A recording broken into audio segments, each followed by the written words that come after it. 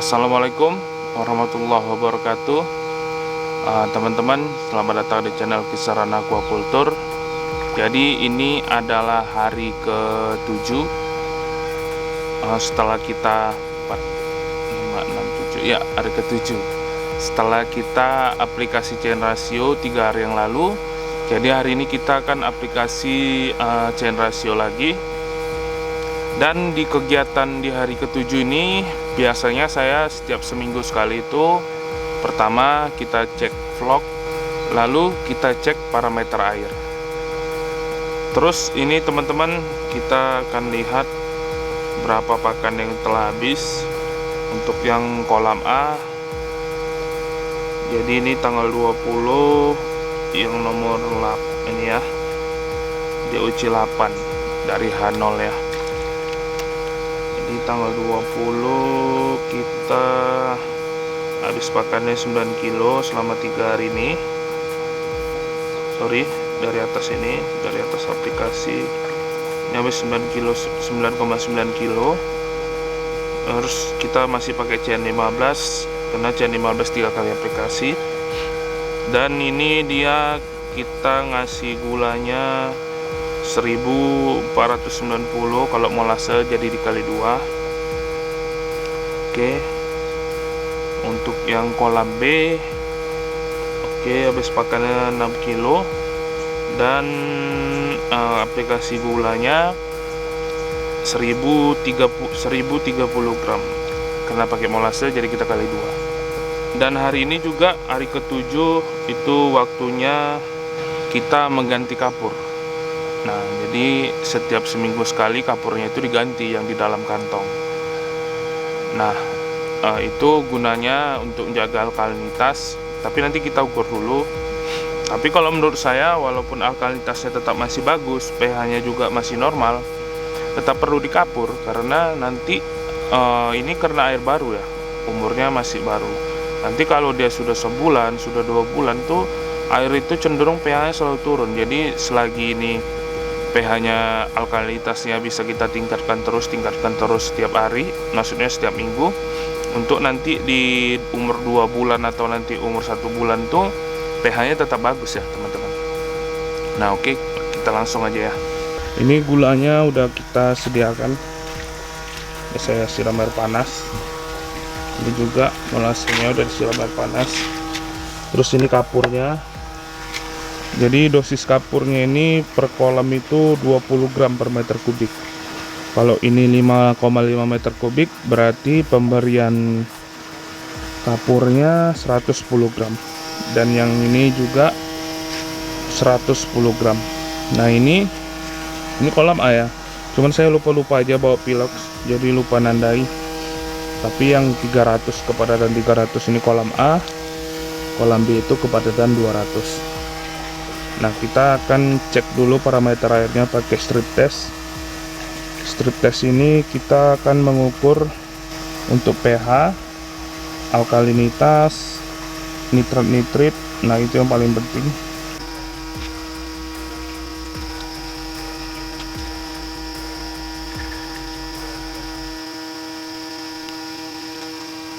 Kita biarkan dulu agak kering ya, sekitar 30 detikan. Apa-apa, kita sekalian ukur vlog untuk kolam A dulu.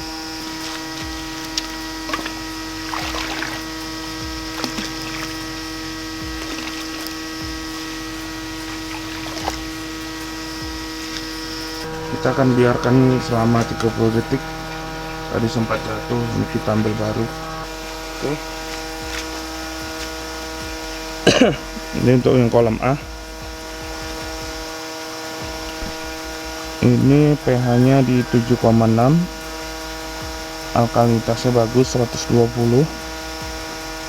Untuk nitratnya ini sudah mulai naik, mungkin di angka 50 ya, pokoknya ini tinggi. Oke, nggak apa-apa, itu biasa. Nanti setelah aplikasi setelah aplikasi Denepit itu biasanya udah hilang. Ini yang untuk kolam A. Ini untuk kolam B. Kolam B 7,6. Alkalinitasnya sama 120. Untuk nitratnya ini rendah, masih di 10 sama di angka 1. Untuk nitratnya 10, nitritnya 1. Nah, kenapa ini bisa jadi lebih tinggi di sana enggak ya? Karena wajar, ini kepadatan tinggi 300 dan pemberian pakannya banyak, sedangkan di sana itu kepadatannya cuma 200. Nah, ini teman-teman bisa lihat ya, ini perilaku ikan ya. Itu dia sering makan di vlog di dinding ya teman-teman. Ini mereka tuh suka ngumpul, bukan suka sih, kadang-kadang di sudut kanan, kadang-kadang di sana. Nah, ini perilaku ikannya, biar kita lihat lebih dekat ya. Nah, ini mereka suka makan ini, yang lengket-lengket di dinding itu.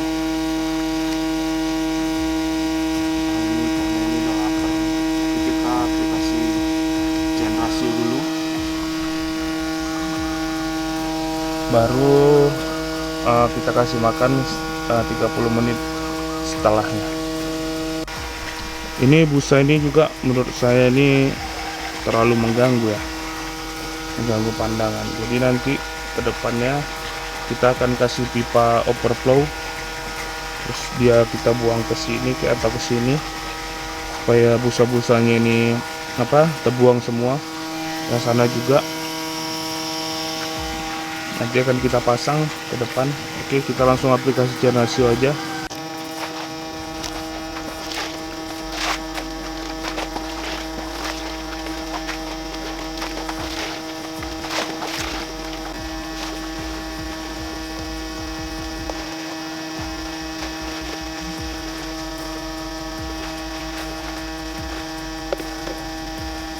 Selanjutnya kita akan ganti isi kapur yang kita gantung. Nah, ini teman-teman lihat, kalau kita peras udah enggak putih lagi dia keluar. Nah, ini harus kita ganti. Yang sana juga. Oke, ini udah saya timbang 220 gram, jadi kita bagi dua aja. Ini kapurnya akan kita buka. Ini isi kapurnya udah kayak tahu ya. Kita akan cuci dulu pakai air bersih.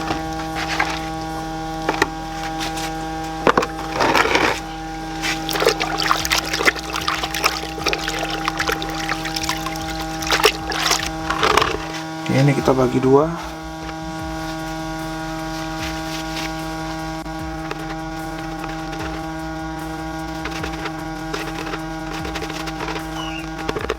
Jangan lupa diikat kuat biar jangan lepas ya kalau kena arus dari aerasi. I'm inspired by thirst, I'm inspired by worth. I desire your worst, so you can just hide while I work. I ain't tired, you first. I'll write a second, third verse about the lies you go disperse. You never did shit, I know it hurts. Something deep inside. Oke, kita akan lihat vlog untuk kolam A.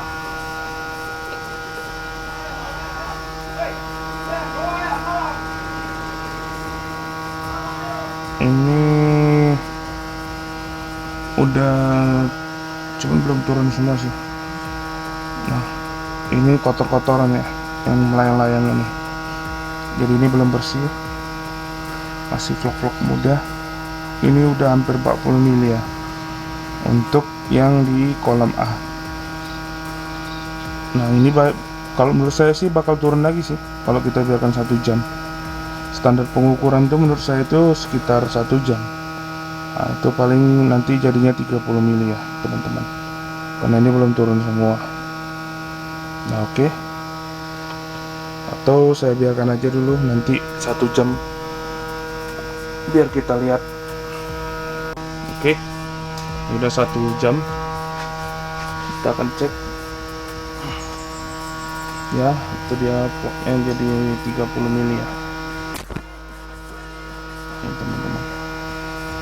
Oke, ini juga sudah lumayan bersih, masih ada yang melayang. berarti bakterinya masih kurang. Tadi saya di dalam molase itu udah nambahkan bakteri ya, probiotik.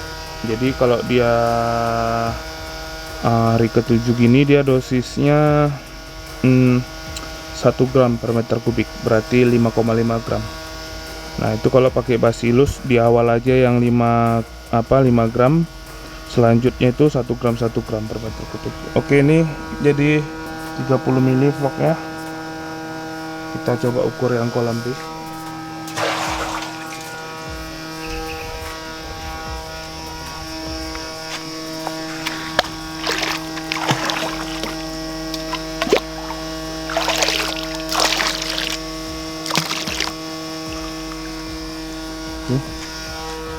Oke, kita biarkan sejam, kita ngasih makan dulu.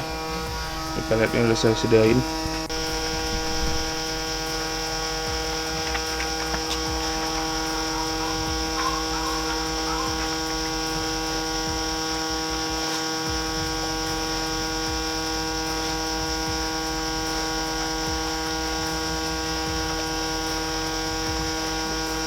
Ikannya kurang respon makannya. Jadi ada 2 kemungkinan.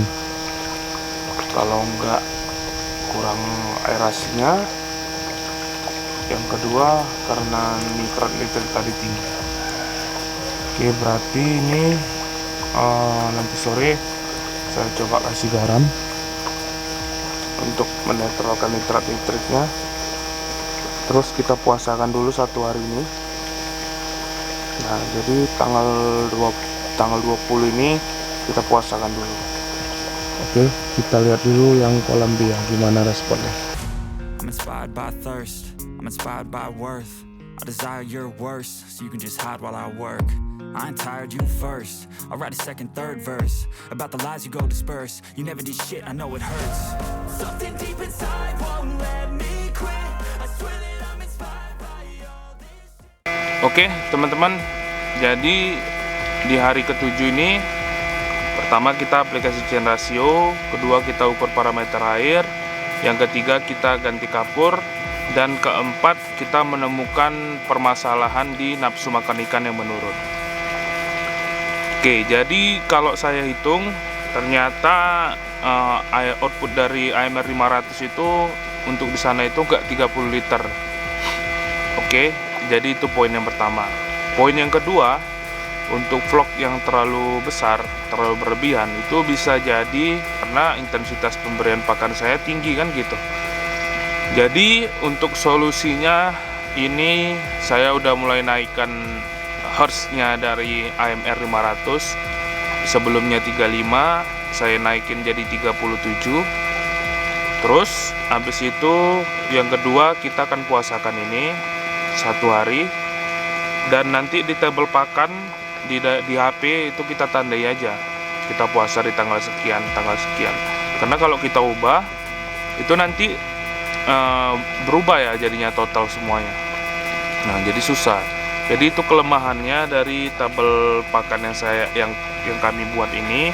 Makanya saya nggak langsung share ke teman-teman dulu, karena nanti mau kita perbaiki dulu supaya lebih bagus. Nah oke, jadi kita puasakan, habis itu aerasinya kita tambah, kita deraskan lagi. Terus nanti sore dan malam nanti akan mulai saya kasih tes makan gimana nafsunya. Jadi ini sebenarnya bagus ya vlognya ini lagi banyak. Bagusnya itu bukan ke ikannya dulu, maksudnya ini kalau misalnya ini kolam udah saya setting aerasinya, saya bisa ambil air dari sana, pindahin kemari, jadi airnya udah jadi. Oke, jadi untuk next kedepannya di hari ketiga selanjutnya itu saya nggak akan aplikasi chain ratio 15 karena vlognya udah banyak. Saya akan aplikasi chain ratio 12,5, dan nanti saya akan pakai gula karena sudah lewat CN 15 itu saya udah nggak pakai molase lagi. Jadi di 12,5 itu saya sudah mulai pakai gula. Nah jadi begitu ya teman-teman. Jadi beberapa komentar teman-teman itu kan banyak yang nggak mungkin bisa atau nggak akan mungkin atau gimana lah. Yang jelasnya teman-teman pesimis ya. Kalau saya tuh masih optimis ya teman-teman, karena ini kan uji coba. Nah, dan saya tetap konsisten, ini bakal sampai panen.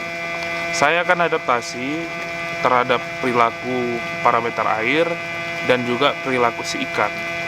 Nah, jadi kalau ada sesuatu dari nafsu makan yang berkurang atau nitrat-nitritnya tinggi, nah itu nanti sore yang nitrat-nitrit tinggi itu bakal saya kasih garam. Nah, jadi untuk mencegah ini ya, jadi kalau nitrat itu terlalu tinggi, ikan itu bisa kena ini ya, penyakitnya brown blood disease ya, atau darah coklat. Nah, jadi darah coklat ini itu bisa menghalangi O2 itu untuk masuk ke dalam darah ya. Jadi intinya dia itu jadi kekurangan DO ikannya, padahal DO udah besar. Nah, itu nanti akan kita naikkan. Jadi buat teman-teman yang memulai bioflok ikan nila dan air teman-teman itu sudah bersalinitas, itu jangan takut terhadap nitrat atau nitrit. Nah, jadi jangan terlalu khawatir, karena itu nggak akan meracuni ikan. Yang berbahaya itu amonia. Nah, jadi seperti itu teman-teman. Oke, jadi ini saya tetap akan optimis dan ini akan tetap sampai panen di kepadatan ini. Jadi kalaupun ini berhasil, ini juga jadi referensi buat teman-teman. Jadi saya akan real ya teman-teman. Nggak akan ada setting-settingan, nggak akan ada saya bohong-bohong. Kenapa? Karena itu dosa. Semakin banyak orang yang menonton video ini, kalau saya berbohong, maka segitulah dosa saya teman-teman. Jadi ini bisa dibawa sampai mati. Jadi ini dipertanggungjawabkan. Setiap konten itu saya selalu bertanggungjawabkan. Makanya saya ini nggak akan ada bohong-bohong. Kalau saya bilang bisa, kalau saya bilang enggak.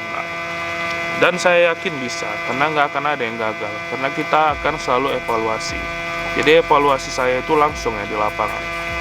Nggak ada, maksudnya itu tunggu panen, gagal, enggak. Jadi kalau nggak cocok nanti saya buang air. Saya ganti air, saya buang airnya sebagian. Nah, itu banyak trik-triknya. Tapi sebelum sampai ke pembuangan air, kita akan coba dulu. Ini tuh biasa ya kalau di air-air baru ini, siklus sebelumnya juga. Dan juga perlu teman-teman ingat ya, pada kepadatan 100, 120 dengan kepadatan 200 dan 300 itu beda manajemennya. Jadi jangan teman-teman samakan. Yang pastinya kita butuh pengawasan ekstra. Karena saya baru ini kepadatan 200 dan 300, makanya saya ini harus benar-benar memperhatikan dari tingkah laku ikan dan lebih rajin untuk mengukur parameter. Ya, target saya seminggu sekali lah minimal kita ukur parameter air. Untuk jadwalnya 3 hari aplikasi generasio, seminggu sekali ganti kapur. Nah, itu tetap. Nah, jadi saya berharap teman-teman ikutin aja ini sampai finish. Kita akan lihat nanti hasilnya gimana. Kalau saya masih optimis dan saya yakin ini pasti berhasil, ikan akan besar. Mungkin waktunya tertunda atau waktunya lebih cepat, itu juga kita lihat aja. Dan untuk kolam 22 ini itu udah terisi. Ini bibit baru dan ini bibit yang sisa kemarin. Ini belum saya aplikasi bioflok. Jadi pemberian pakannya itu cuman sedikit saya kasih. Dan juga saya belum tahu totalnya berapa.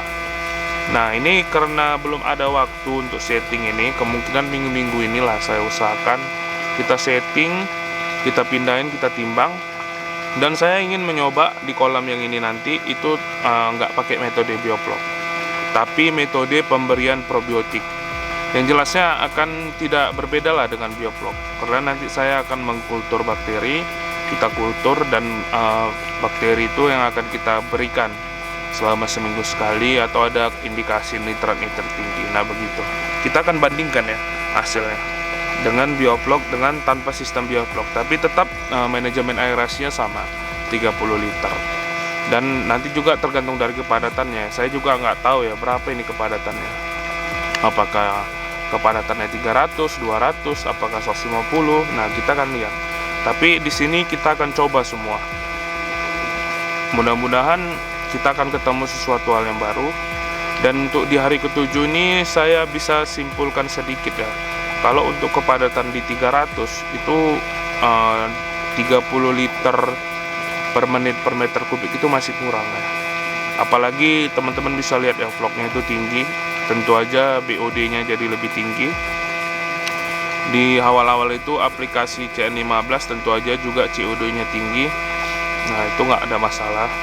Jadi di siklus sebelumnya juga saya udah pernah ngalami ini. Nah jadi kita lihat aja nanti ke depannya. Teman-teman ikutin aja channel ini, karena saya akan sampaikan apapun dan real semua di lapangan, nggak akan ada bohong-bohong. Oke teman-teman, dan ini saya mau pulang dulu, saya mau ada pesanan AMR 500, jadi mau saya rakit. Itu semua udah siap semua, dan teman-teman ada yang minta review kan mengenai AMR 500. Nah jadi teman-teman sebelum membeli AMR, saya akan kasih tahu beberapa hal.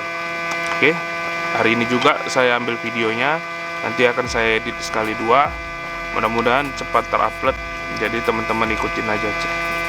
Oke, saya akhiri. Assalamualaikum warahmatullahi wabarakatuh.